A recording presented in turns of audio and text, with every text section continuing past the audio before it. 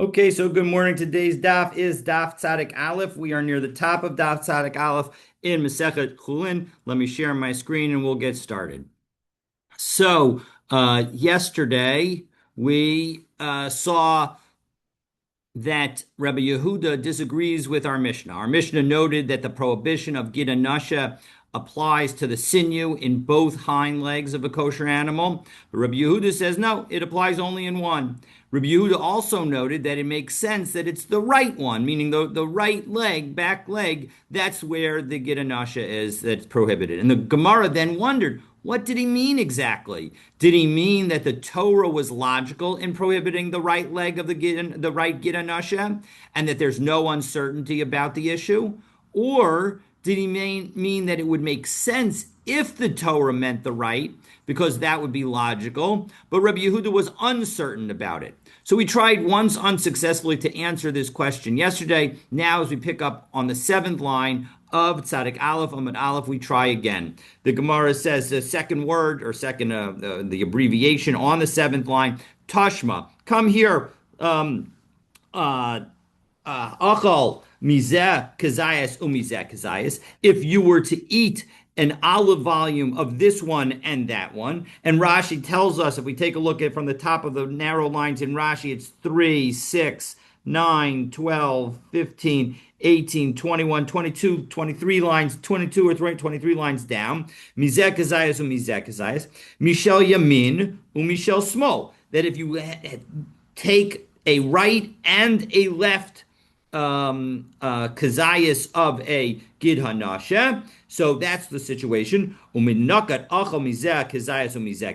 from the fact that the Gemara's case specifically is saying that you ate separately from this one an olive and from that one an olive, and it doesn't say that you ate two kazayas from the two different legs, but mishneihem, from the two of them. So shma mina shtei achilos. There were two separate eatings, ushtei hasraos havu, and we're dealing with two separate warnings. So what is the ruling in that situation? Well, the Tanakama says sofeg, back into the Gemara, sofig shmonim. At the end of the seventh line, beginning of the eighth line, you get 80 lashes because you were warned twice, you violated twice, you get 80 lashes. Rabbi Yehuda Omer, Rabbi Yehuda says, Einu sofig ella arbaim. No, you only get 40 lashes.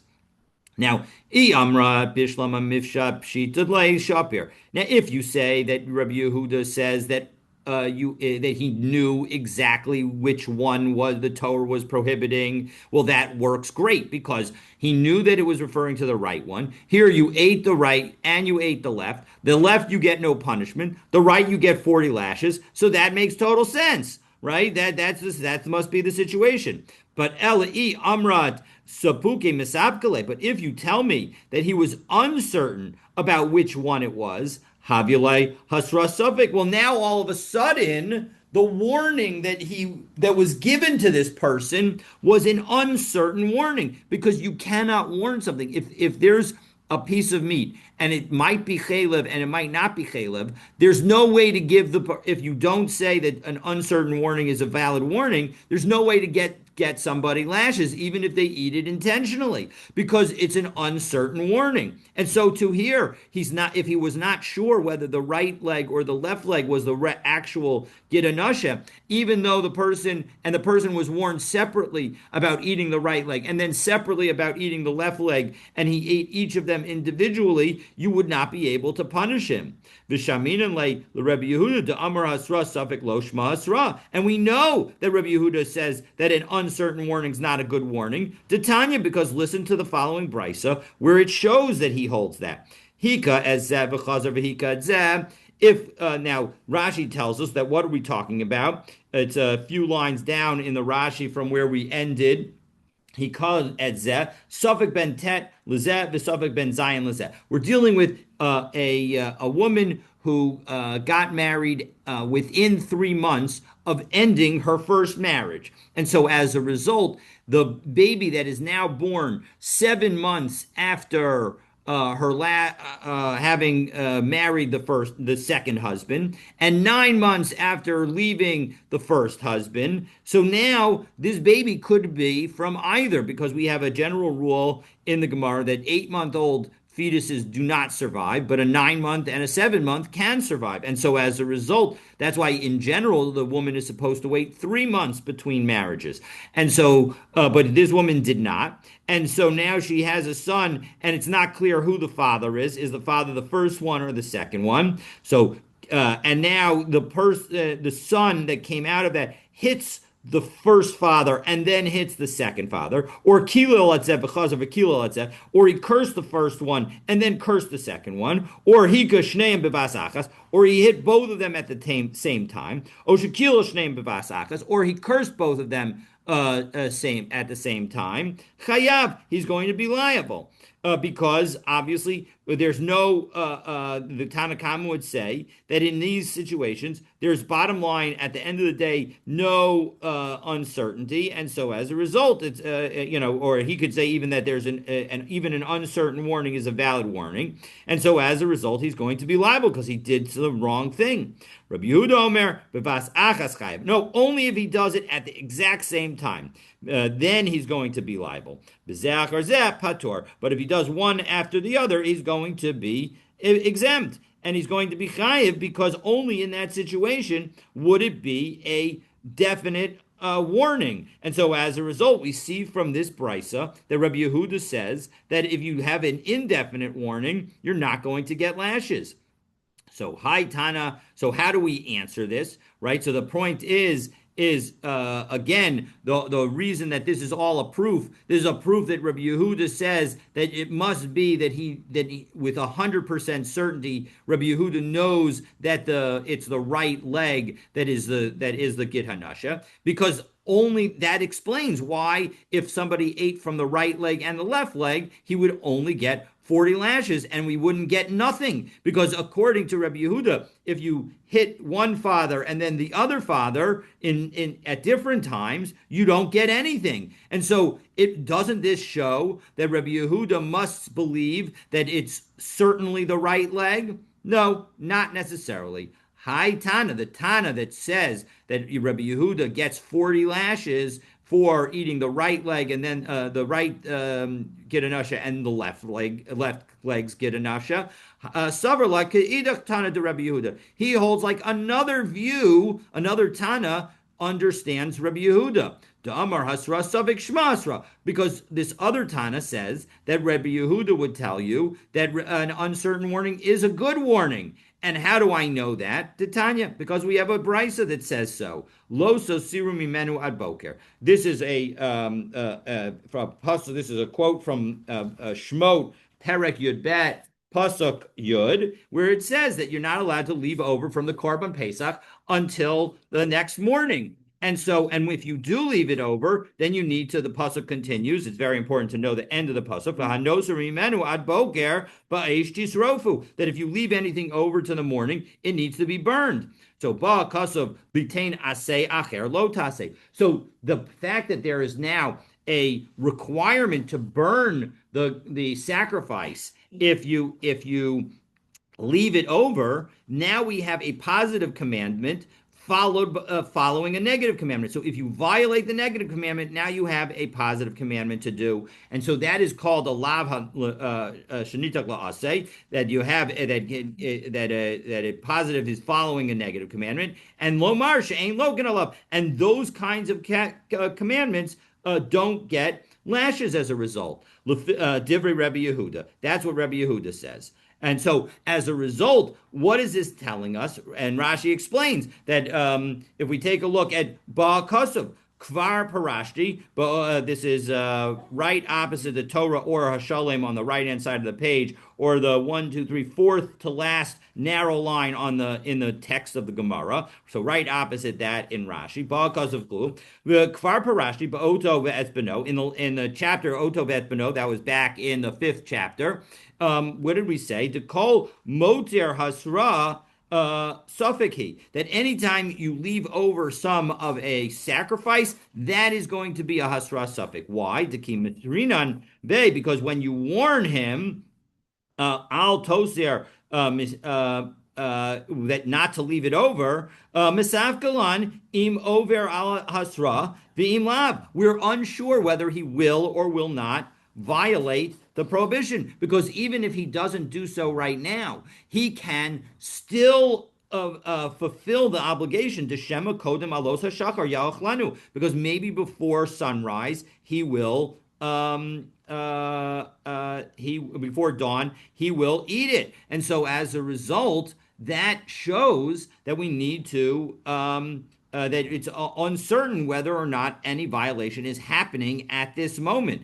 And because of that, it's an uncertain violation. And notwithstanding that, meaning despite the fact that this is an uncertain situation, why is it that you don't get Malchus? It is only because it's a positive commandment following a negative commandment, following a prohibition. And but for that fact, he would get Malchus. And so as a result, that shows that actually Rebbe Yehuda, at least this version of Rebbe Yehuda, would say that an uncertain warning is a valid warning. Continuing on back into the Gemara and back for the end of the Brisa. So Rabbi Yaakov Omer, and that's we're now on the first word on the sixth line from the end of the narrow lines in the Gemara. Rabbi Yaakov Omer, lo min Hashem huzeh. That's not the reason that you don't get lashes. Elam mishum dehavalav she'ein bo ma'isa. It's a prohibition that does not involve an action. V'kol lav she'ein bo ma'isa ein lo kan lav. And any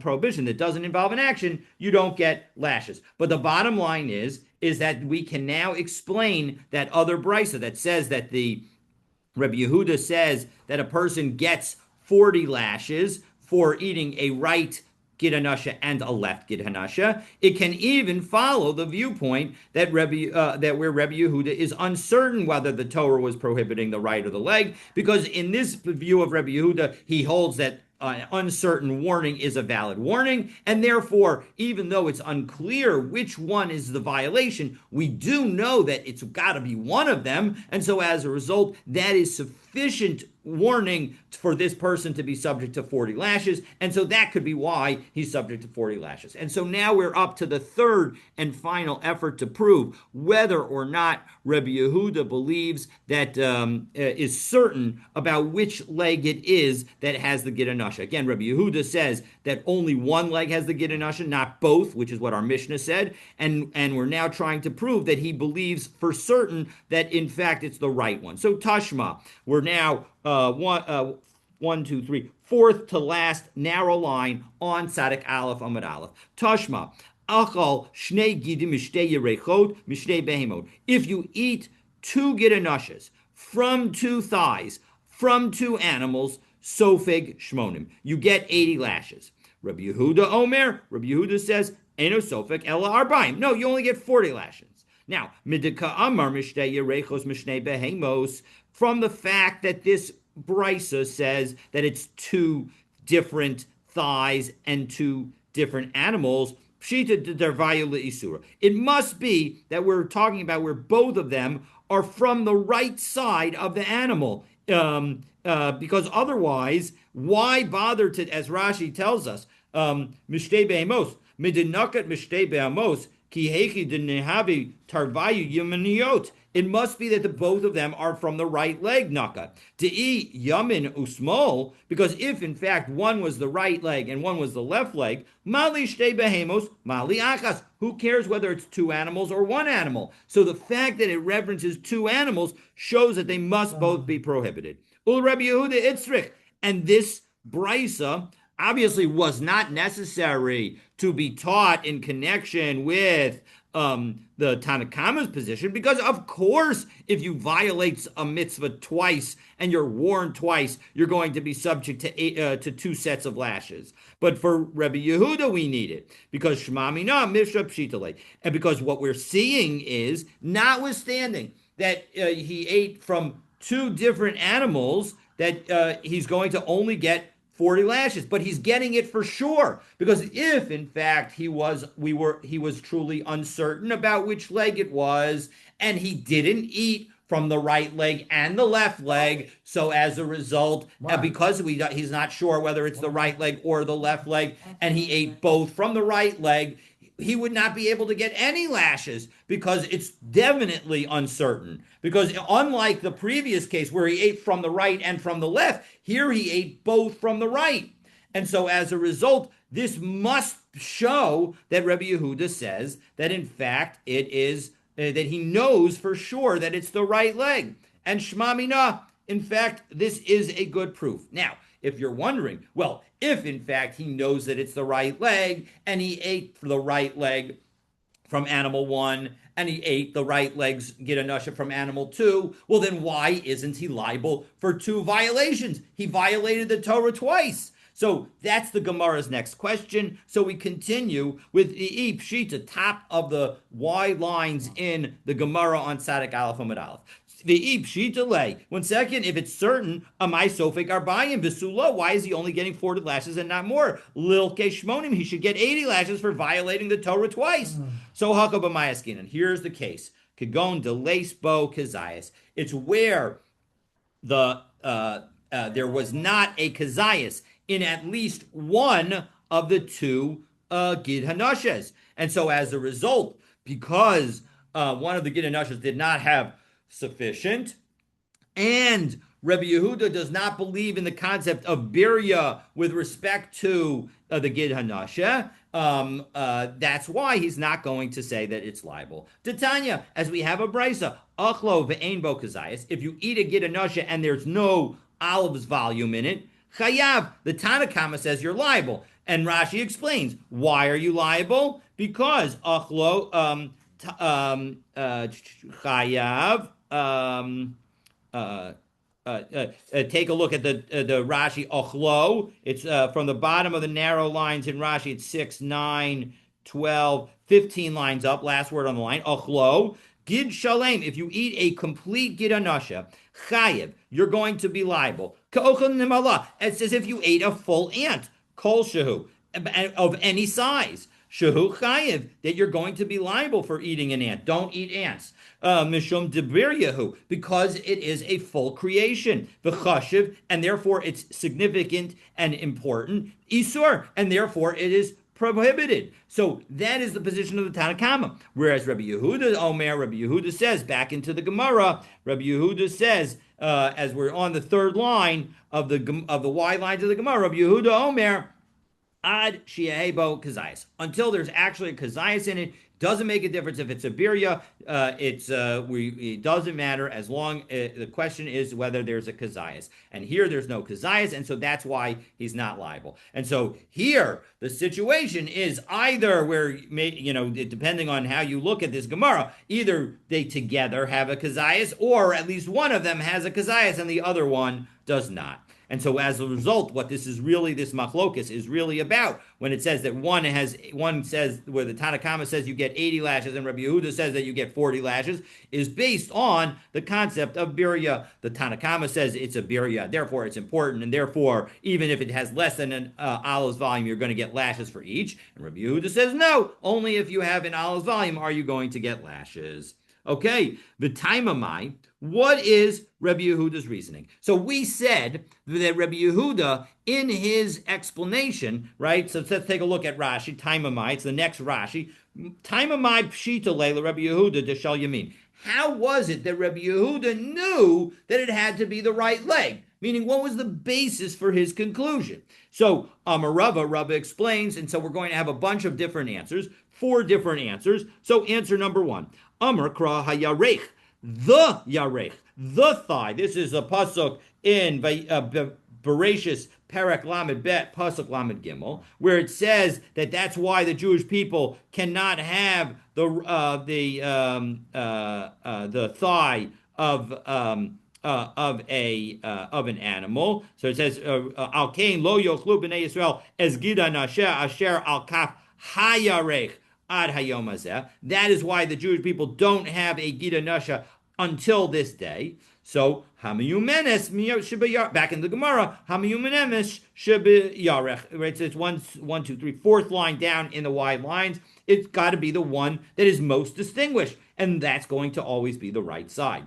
The Rabbanan. So the rabbis don't say it's only the right side. The rabbis say that either leg's Gid Hanasha is going to be a prohibited. So why does the Torah have the word the hey hayidiyah ahead of it? Why does it say that? So hahu de pashut isurei b'kulei yayarech. No, it's telling us that the prohibition of the gid anasha is referring to the gid that is going through the entire thigh. La apuke chitzon delo, to exclude the outer gid anasha. We saw yesterday that actually there are two sinews in the leg, and that there are some people who actually hold the prohibition by both of the sinews, but it's really the inner sinew that's along the bone that is the key sinew, and that is the one that is the gid anasha, and that is and therefore, this hayerech is telling us that it's the one that goes through the entire thigh,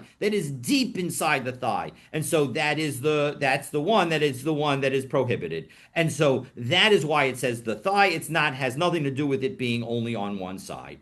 Rabbi Yoshua ben Levi Amar. Now Rabbi Yoshua ben Levi gives another explanation as to why it might be the right side. Amar Kra beha'avko imo. It says that the angel was wrestling with him. Now, avak adam shechovek es chavero v'yado magat lekav yamino shel chavero. It's like somebody who hugs somebody, and where if you hug somebody and you reach around, right? You reach around the person, your right arm goes all the way to the behind their right side, and so can reach down to their right thigh. And so that's the fact that they were wrestling in a direct face-to-face manner would say that the right arm of the right hand of the angel was able to reach down to the right side of Yaakov, and thereby able to injure him specifically on the right side. Rabbi Shmuel bar Nachmani Amar Ka'ove Kochavim Nidmelo. No, you know why the angel specifically hit Yaakov on the right side? It was because the angel looked to be like he was an idolater. Da Amar Mar, and we have a rule that was said in a brisa: Yisrael shenitpal lo oved kochavim b'derech. If a idolater is joining a Jew on the road, toflo yemino, the Jew should keep the idolater on the right side, because that way, if God forbid the idolater might try to attack the Jew, and because of anti-Semitism, so the Jew would be ready to fight with his right hand, with his stronger hand, and so as a result, that's why Yaakov made sure that the angel was on his right side, and then when the angel attacked him, it attacked the nearby thigh. And so it must be, that's why Rabbi Yehuda thought that it was the right thigh that has the gid hanasha that we're not allowed to eat. Rav Shmuel bar Aka, Kamei de Rav Papa, Mishmei de Rabba bar Ula Amar. So it was said in the name of Rabba bar Ula, Talmid Chacham Nidmelo. No, he wasn't looking, the angel wasn't looking like a potential enemy. He was looking like a wise person. And so as a result, the Amar Mar, Hamahalek liyamin Rabo Harei Zebur. If you travel to the right side of your teacher, you are not acting in a proper manner. You're acting like a boor. And so as a result, Yaakov, in his modesty, allowed the angel to travel on his right side. And so as a result, that was why the angel was able to hit him in the right thigh. V'Rabbanan. So in second, according to the rabbis, we have all these reasons that explain why it should have been right on the right side, only on the right side, that the angel hit Yaakov. So Ma'achori Asav V'Nasheh B'Tarvayu. Actually, the angel attacked Yaakov from behind and hit him with both the right and the left sinews. And so that's why. V'Rabbanan Hai Ba'avko Imo My Darshebe. But one second, what about this concept of wrestling? Wrestling is usually done frontwards. Now, of course, if you actually tackle the person, then they're often you're often behind them. But in any event, mi boile, look at idach the Rabbi Yoshua ben Levi. No, it's like a different teaching of Rabbi Yoshua ben Levi. Da'amar Rabbi Yoshua ben Levi, milamed shehelu avak margulosam ad kisei hakavod. This shows the fact that it says avak, which is also can be dust. It shows that the dust of their arguing rose all the way up to the Kisei HaKavod, to the throne of glory, to Hashem's Kisei HaKavod. Ksiv haka behav koimo, because here it says that they wrestled, but it uses the language of avak. Uksiv hasam va'anan avak raglav, that the clouds are like the dust of God's feet. And so as a result, just as there, it's talking about dust rising to Hashem's feet, so too here, the dust rose to Hashem's feet. Okay, V'amar Rebbe Yoshua ben Levi, Lama Nikra Shmo Gid Hanasha. All right, so in second, so now having taught one teaching about Rebbe Yoshua ben Levi, regarding the Gid Hanasha, Gemara teaches another, and it explains why is it called the Gid Hanasha. Lama Nikra Shmo Gid Hanasha Shenasha Mimkomo, because it sprang from its place. He effectively pulled the muscle, v'Allah, and it moved upward. V'chein hu omer nashasag v'urasam hayulanashim, that their strength sprung away, it went up and disappeared, and as a result, they became weak like women. So that's a pasuk in Yirmiyahu, Perek Nun Aleph, pasuk Lamed. Okay, so having now taught one homiletic lesson regarding the Gid Hanasha, which is offered. So now we're going to offer another lesson regarding the Gid Hanasha. This one is going to be offered by Rabbi Yossi, the son of Rabbi Chanina, and then we'll have another teaching by Rabbi Yossi, the son of Rabbi Chanina. So, Rabbi Yossi Rabbi Chanina, my diksiv davar shalach ado. Adoshem b'Yakov v'nafal b'Yisrael. There's a pasuk in Yeshayahu, Perek Tet, pasuk Zayin, where it says that the Lord sent forth something in Yaakov and it befell Israel. So what is that referring to? So Davar Shalach b'Yakov. What is the thing that was sent into Yaakov? So that is a reference to Zeh Gid Hanasha. That refers to the Gid Hanasha. V'nafal b'Yisrael, shepashat isuro b'chol Yisrael, that its prohibition spread throughout all of the Jewish people.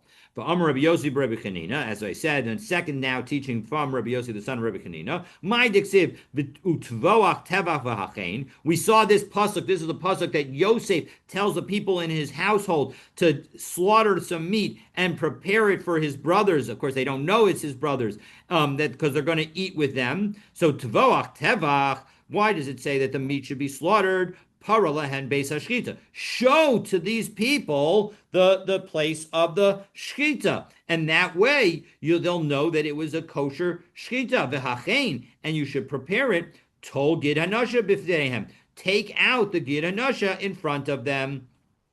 Keman de Amar, and this all follows Gid Hanasha Nesar Livnei Noach, that even when the Jewish people were still just Bnei Noach, it applied to them, and so as a result, that shows that that is consistent with this approach. V'yivaser Yaakov levado. So now we go back to the discussion of Yaakov's fight with the angel, and we say that Yaakov was left alone, and so Amar Elazar shenishtayer al pakin katanim. He was left alone because he was staying there because of some small jars that he had left over that he didn't want to leave behind. Mikan, from here, l'tzadikim shechaviv aleim emonam yoter migufam. This shows, because he put himself at risk, it shows that Yaakov must have thought that his property was worth more than his own body. But kol kach lama, why should one think that? Meaning, you would think that we should definitely be more concerned about our bodies than our property. Well, here's why Yaakov was more concerned about his property. Lefisha ein poshin yadeim beguzel. Because if you want to be careful not to have any kind of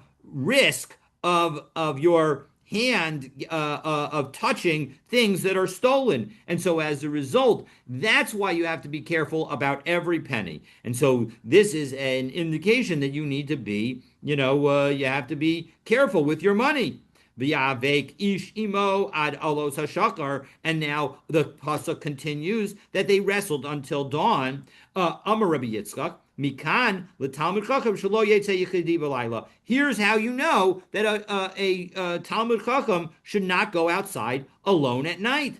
Rabbi Abba Bar Kahana Amar. Rabbi Abba says no. It's not a proof from that story of Yaakov that you shouldn't go out at night, but rather mihacha. Here's the proof. And this is from Megillas Rus, as we turn to Tzaddik Aleph Amabet. Hinehu zoreh es hagorin haseorim. Boaz is going to be winnowing the barley tonight, and so as a result, what Naomi is telling Ruth in conveying this message, Rashi explains, Hinehu zoreh, Vanir Belaz, that's just a translation. Diksiv Vayhi Bishchavo. Amralaj, what she was saying, what Naomi was saying to Ruth is, Die, Sha'akar Sheyigmor Lizrot, that after he finishes his winnowing, Lo Yavo Bebeito, he's not going to go home, Lishkov, to sleep. Shiganaihu Talmidei Chachamim, because it would be an inappropriate action for a Talmud Chacham, let's say it's Balayla, Vayishkav Bagorin. And so as a result, that's how I know he is going to sleep at the threshing floor. And so that is what Ruth was telling, and so that shows that a Talmud Chacham should not go out at night. Rabbi Abahu Amar, Rabbi Abahu offers a different explanation. He says, here's the source. Mehacha, Vayashkim Abraham Baboker, Vayakabosh, Es and Chamoro is the rest of that pasuk. And so that Abraham got up in the morning. So why did he get up only in the morning? Maybe he should have gotten up while it was still nighttime. And Rashi explains, third line, V'lo kodem hayom, he didn't get up before the day started. And even though he wasn't alone, because he was going with, of course, Yitzchak to go do the sacrifice of Yitzchak, and he went with two other boys with him. So certainly, if you're going by yourself, you shouldn't do it. And so it's a kal v'chomer from the story of Abraham. The Rabbanan Amri and the rabbis say even none of those. Mehacha. Here's the basis for the fact that Talmidei Chachamim should not go out at night. Lechna re'eh eshlom achecha ve'eshlom. What is it? The end of the pasuk is ve'eshlom atzon, I think.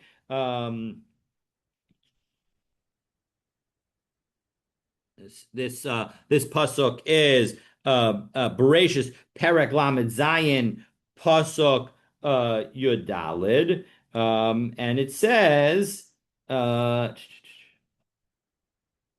Vayomer lo lechna re'eh es shlom achecha ve'es shlom hatzon v'ashiveni davar so v'yashalcheu me'em Hebron v'yavo Shchema. So Yaakov is sending Yosef to check on his brothers. This is just before the brothers sell Yosef, and the point is, it says Lechna re'eh, go and see. And the Rashi tells us, Be'et sha'adam yachol lerot. When is it that you can see? Is it during the daytime or during the nighttime? It's during the daytime. And so as a result, that shows that a Talmud Chacham should only go out during the daytime. Okay, so Rav says, no, it's not from any of those sources. I'm going to give you a fifth source. So we have four sources so far, and here's the fifth source for how the fact that Talmud Chacham should not go out at night. Mehacha. Now this is going to take a little bit of time to show.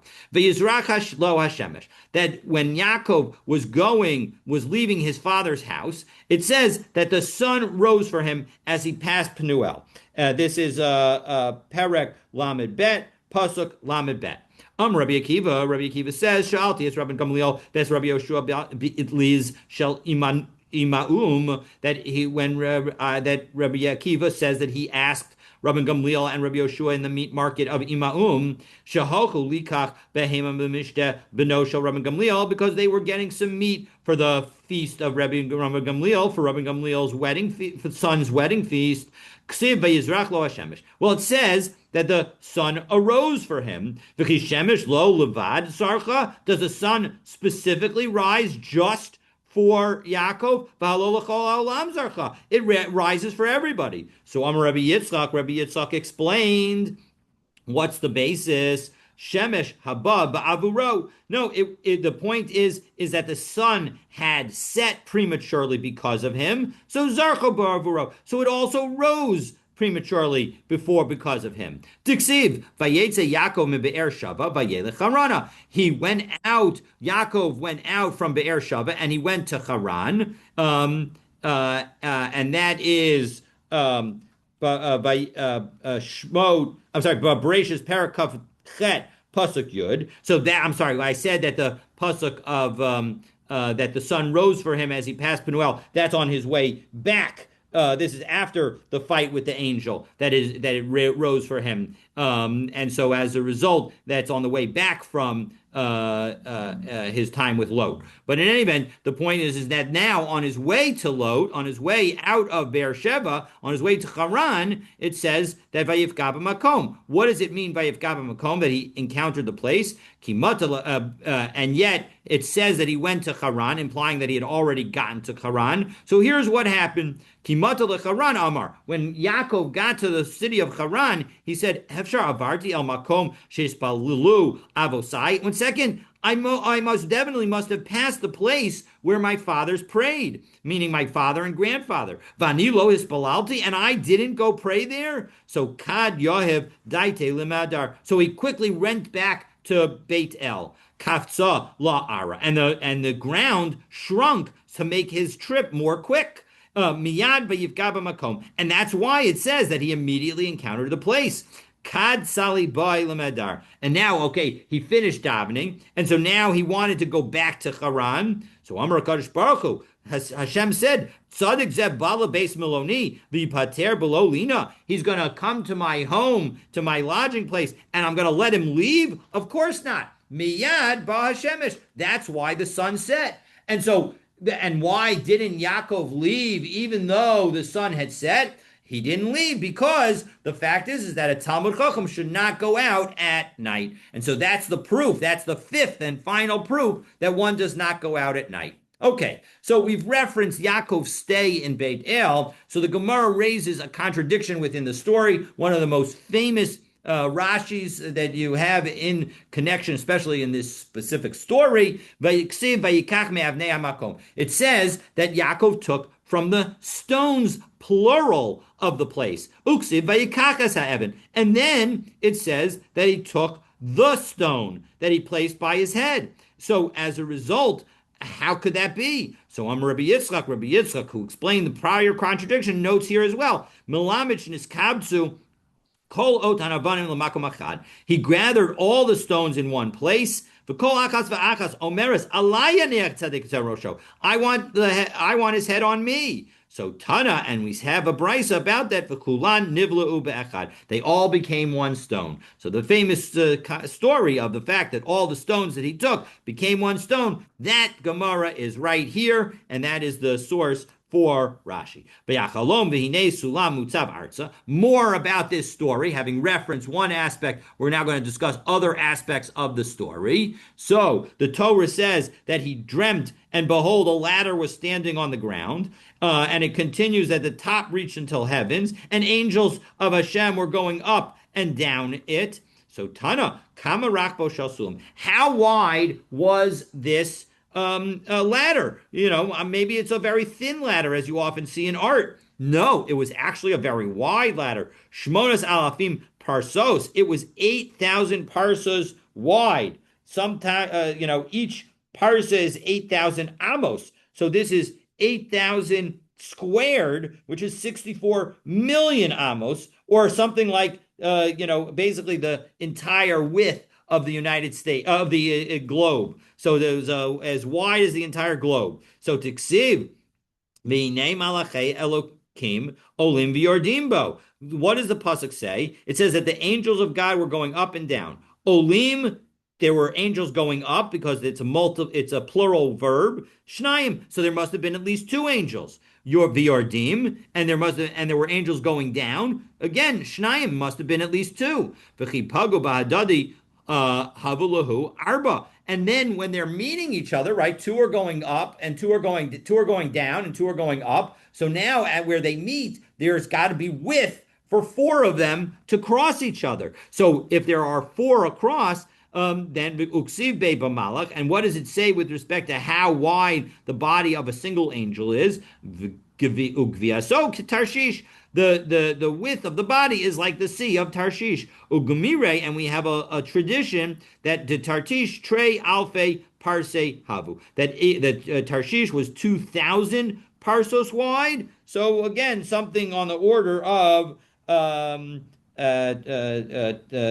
Tarshish would have been a quarter of the amount, so up to 6,000 miles, something like something on the order of 4,500 to 6,000 miles. So Tana. So we taught. So now continuing on in our teaching of this brisa, Olenu mistaklin b'diokon o shel ma'ala. So the angels so Rashi helps us out to tell us what was going on here. B'diokano shel mala. Partsuf Adam sheba arba chayos b'demus Yaakov. That one of the four faces that were on the holy chariot of Hashem, that was the face of a human being. And who did it look like? It looked like Yaakov. So they would look at the image that was on the Merkava of Hashem, but Yordim Mistaklim b'Diyokano Shomata, and then they would look at Yaakov below, because now they had this opportunity to see down from heaven as a result of the ladder. So Balus Sukune, so they came jealous of Yaakov because it was his appearance that was Rashi tells us machmaskina. They wanted to harm Yaakov because they were jealous of the fact that Yaakov's face was on the Merkava. Miyad v'hinei Hashem nitzav alav, and that's why Hashem immediately is standing over Yaakov in order to protect him from the angels. Amar Rabbi Shimon ben Lakish il mali mikra, because of, if not for the fact that the Torah wrote these words, ef sharla amro, you would not be able to say that in fact Hashem would watch over an individual ka'adam shemeni valbano, just like a regular person would fan the sun to protect his son from the damage of heat or extreme temperature. And so as a result, that's why that was what Hashem was effectively doing for Yaakov. You wouldn't ordinarily think that Hashem would do that for an individual person, and that's why the Torah needed to tell it to us. And then Hashem promises to Yaakov that the land that you're lying on will belong to you. Now, my Revuse, what big deal is that? As Rashi points out, Arba almost mishkavo. All he's promising is, if you take it very literally, and you say the 4 amos that he's lying on, what he's lying on, the ground that he's lying on, well, that's just a 4 amma by 1 amma wide space. You're not, a person's about 4 amos tall, and they're 1 amma wide, and that's a 4 square amos. That's very little amount of space. So what big deal is there? So Rabbi Yitzchak Malamed Shekipla Hakadosh Baruch Hu L'Chol Eretz Yisrael v'Heinichu Tachas Yaakov Avinu Shedei Nocha Likavesh Levanav, that in fact all of the land of Israel was put underneath Yaakov when he was sleeping, so that and it was all to teach us that it would be as easy to conquer the entire land as it would be to conquer 4 amos of land, which is a very small amount. So the point is to tell us that it's easy. Okay, back now to the story of discussing the fight with the angel. So the Torah says, "Vayomer shalcheni ki Allah shachar." The angel, well, we're not completely clear as to who's saying to whom, but one of the people says, "Send me away because the sun is broken." Amar lo, Yaakov said to him, "Ganav ata kuv yustus ata." You are a thief, or you're a kidnapper. Shemis Yore min hashamayim min hashakar. Excuse me, Shemis Yore min hashakar. That you're afraid of the dawn. Why is it that you're afraid of the dawn? Yaakov says to the angel. So Amar lo malachani. Actually, I'm an angel. Umiyom shnivresi lo egiz mani lo mar shira adachshav. And it's my turn to say song to Hashem. Misayeyalei le Rav Chananel Amar Rav. This supports what Rav Chananel says. The Amar Rav Chananel Amar Rav. Shalosh kitos shel malachi asharis omros shira b'chol yom. There are 3 groups of angels that say shir, that sing every day. Achas omeres kadosh. One says kadosh. Bachas omeres kadosh. Another says kadosh. Bachas omeres kadosh Hashem tzvakos. And the third one says that Hashem is the supervisor of the heavens, is holy. So Meisvei, they asked One second, here you're going to tell me that in fact one of the groups is saying Kadosh Hashem Tzvakos, that he says only one word prior to saying Hashem's name. But we are going to see in this long brisa that we're about to quote that in fact there's an opinion that says they don't say Hashem's name until after saying three words, after saying Kadosh, Kadosh, Kadosh, implying that all the angels say all of the words together. That this brisa says that Jews are more, that the Jewish people, Yisrael, are more beloved than the ministering angels, Yisrael, Omrim Shira B'chol Shah, because the Jewish people are allowed to sing to Hashem, praises to Hashem at any time. But the ministering angels only have the opportunity to sing once a day. And some people say Pamachas b'Shabbos, they only have a chance to sing once a week. Some people say it's once a month. One, some others say it's once a year. And some say that's once every 7 years. Some say it's once every jubilee, every 50 years. And some people say that there's only one opportunity for these ministering angels to say a song to Hashem once in their entire existence. The Yisrael miskirin es Hashem achas shtei tevos. I'm sorry. The Yisrael miskirin es Hashem achar shtei tevos. And the Jewish people, they're able to reference Hashem's name after saying only two words, as we say Shema Yisrael Hashem. So after Shema and Yisrael, then we say Hashem. We don't have much introduction. But the angels, they only get to say Hashem's name after three words. Kediksiv, Kadosh, Kadosh, Kadosh Hashem Tzvakos. That it says Kadosh, Kadosh, Kadosh Hashem Tzvakos with three Kadoshes before you get to the Hashem's name. And that's what contradicts Rav Chananel in the name of Rav, because according to Rav Chananel in the name of Rav, the third of the angels says Kadosh Hashem directly. And the ministering angels do not say a song above until the Jewish people sing songs below. Shenemar Biran Yachad Kechokvei Voker. That when the morning stars sing in unison, the meaning that the point is that the Jewish people are compared to stars. So that is V'hadar, and only after the Jewish people sing V'yariu Kol B'nei Elokim. That's when the heavenly beings will shout as well. And so that is the indication of the fact that this shows that unlike what Rav Chananel said in the name of Rab, that you said that one of the angels says Kadosh Hashem Tzvakos, they all say it together. So as a result, we'll change what Rabbi Chananel says. Achaz Omer's Kadosh. The first one says Kadosh, just the word Kadosh. But Achaz Omer's Kadosh, Kadosh. And the second one says Kadosh twice. But Achaz Omer's Kadosh, Kadosh, Kadosh, Hashem Tzvakos. And the last one says all three Kadoshes, and then it says Hashem, and so that is consistent. So the angels are only able to say Hashem's name after they say Kadosh three times. So we, the Jewish people, have a special connection to Hashem, that we are able to say Hashem's name before even the angels would be. Va'ika Baruch. Oh, 1 second. You might be thinking, well, what about the second line of our Kedusha? Our Kedusha, the core two lines of the Kedusha that the Jewish people say are language of angels. The first is Kadosh, Kadosh, Kadosh, but the second is Baruch Kvod Hashem Mimkomo, that blessed is the honor of Hashem from God's place. And so the point is that is an indication of, but that phrase, Baruch Kavod Hashem, only has two words before Hashem. So how do we know? Maybe the angels can only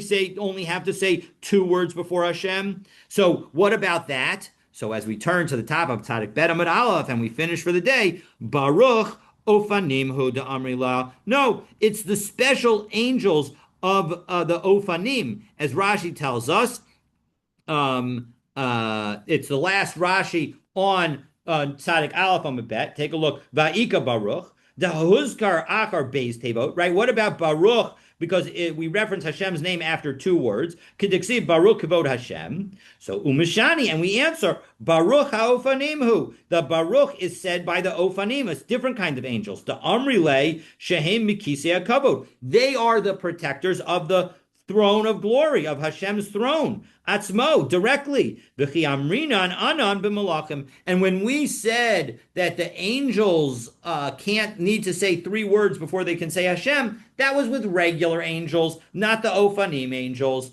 Or the Ibaizema, or you know what? We can even say that even the Ophanim would not be allowed to say Hashem's name without first saying 3 words. But Kavan to Is Yehiv, Rishusa Is Yehiv. No, the point is that once you say Kadosh, Kadosh, Kadosh, which comes before Baruch Hevod, so once you say 3 words and you get permission to say Hashem's name, well, then after that, now everybody can say Hashem's name, even after just 2 words. And so as a result, that is the end of our discussion. We'll pick up, God willing. You know what? Let's do a little bit further because we started a little late. Vayasar el malach vayuchal bacha b'yischanen lo. So the next verse, or the verse in Hosea, now we're going to use it in order to explain the struggling that Yaakov did with the angel, because the verse says, and he struggled for supremacy with an angel, and he triumphed, he wept, and beseeched him. So the question is,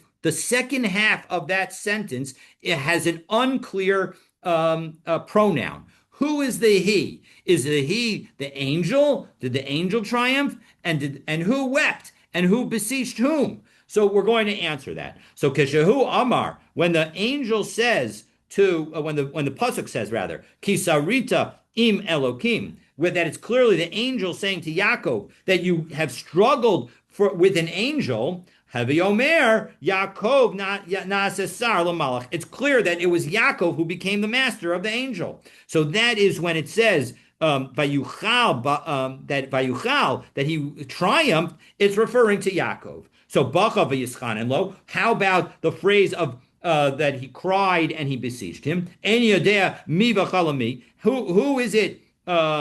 I'm sorry, I think I skipped the line. So who became master of whom? And then Omer Yaakov